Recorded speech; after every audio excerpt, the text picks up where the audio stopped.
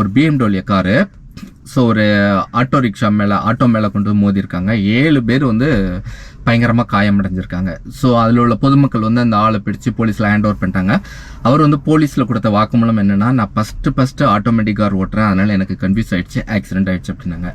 So இப்போ வந்து நீங்கள் ரெகுலராக மேனுவல் காரே ட்ரைவ் பண்ணிகிட்டு இருக்கீங்க. ஃபஸ்ட் டைம் வந்து ஆட்டோமேட்டிக் கார் ஓட்டுறதுல என்ன ப்ராப்ளம், ஈஸி தானே, கிளச் இருக்காது அப்படின்னு நீங்கள் நினைக்கலாம்.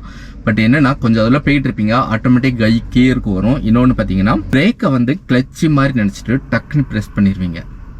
ஸோ அப்படி ப்ரெஸ் பண்ண உடனே என்னன்னா, பின்னாடி வந்துட்டு இருந்த வெஹிக்கிள் வந்து டம்முன்னு உங்கள் மேலே இடிக்கும். ஆட்டோமேட்டிக்காக நீங்கள் ஃபஸ்ட் டைம் யூஸ் பண்ணுறீங்க அப்படின்னா அந்த காலை லெஃப்ட் கால் வந்து யூஸ் பண்ணவே பண்ணாதீங்க, அந்த காலை வந்து எடுக்காதீங்க. ஒன்லி நீங்கள் மேனுவல் எப்படி வலது காலை வந்து ஆக்சிலேட்டருக்கும் பிரேக்குக்கும் மாற்றி யூஸ் பண்ணுவீங்களோ, ஸோ அதே மாதிரி யூஸ் பண்ணுங்க போதும். ஸோ வலது கால் மட்டும் நீங்கள் ஆட்டோமேட்டிக் காரில் யூஸ் பண்ணால் போதும்.